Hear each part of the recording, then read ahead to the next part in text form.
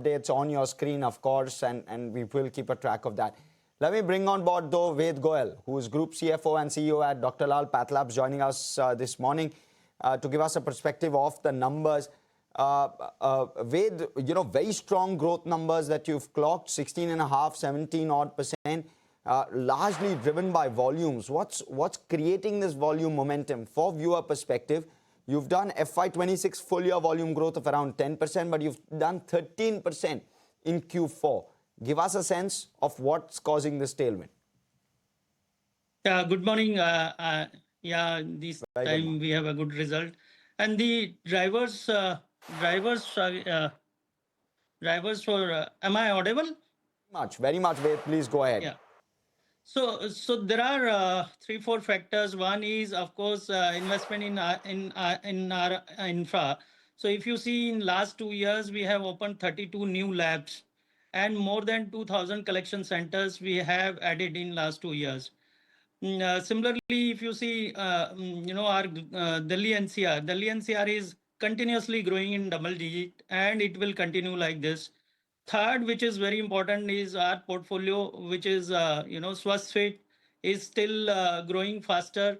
And this time, the contribution for this year is about 27% against 24% last year. Third, we have launched, many new tests, whether it is in genomic side or oncology side. So those are investment which we are making in this, last 2 years. Obviously, these infra will take time to mature, but all these investments are paying off, and I'm hoping that this story will continue. Can you also give us a sense of what are the drivers for FY27, because you are guiding for 27 to 28% growth, and do you also see a margin recovery happening in FY27? So just a correction, we are saying FY27 growth is low teen to mid teens, not 27%. 27%, 28% is the margin EBITDA we are telling. I mean, again, why we are confident about this growth and margins, which we are confident to maintain, is because we are investing again in this infra. We are widening our presence, whether going deeper into the core geography, tier 3, tier 4. You see our business is now around 39% business is coming from there. So going down deeper and widening the footprints selectively in our core geography, like, south and west. And another factor, you see, Suburban is also now back on track. We had a few quarters where Suburban growth was muted. Now Suburban is also, growing in line with the, our company growth. And so these are the factors where continuous investment in the infrastructure, widening our test menu, our portfolio alignment, and Delhi NCR, of course, which is our core geography, is firing again. So these are a few factors where we do believe in times to come, this story will continue. The 27 to 28% margin guidance, does it factor in the kind of competitive intensity which is there in your segment? I think competition is always there. I mean, we have seen toughest competition in the past, and in spite of that, if you see, our margins are intact. In fact, we have improved on our margins. I don't think competitive, intensity in terms of pricing. If you see, we are the only one. We have not taken price increase for last 3 years now. And if you see, the competition has taken price increase maybe twice, so I don't think that pricing pressure is on us, because we have now room to take a price increase if at all required. So I don't think competitive intensity, which we have seen in last, many years, for last 2 years, it has been settled down. And now I think this is reflect of Delhi NCR, where we are growing double digit. Obviously, you seem to be comfortable with regard to the kind of numbers sustaining. Give us a split of volume versus value, because now you've got a slightly elevated base to work with, especially on the volume side of things. And therefore, Is there scope for realizations to improve? That's the indication you seem to be giving, that you have that scope, but you're non-committal with regard to the increase in realizations. Give us a sense as to how that plays out on your top line for the next year. So this year, if you see, our top line growth is 12.2%, driven by sample volume, which is 10.5%, and patient volume is 5.2%. And that's where the mix, rest is, test mix or geographical mix.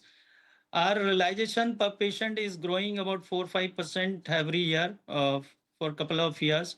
And I do believe that this will continue for some time. So going forward, we are saying we are not looking any price increase, at least for a couple of quarters. Our aim is to, drive the business by volume, a volume-led driven growth.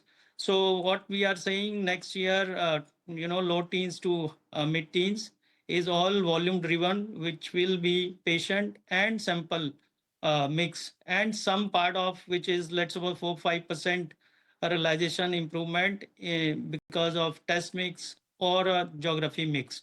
So I think this will continue in this ratio. And you've suggested, at least as part of the commentary, that Delhi continues to grow at double digits. So that's a positive, Delhi NCR. But how is tier 2 and tier 3 evolving in terms of volume as well as value?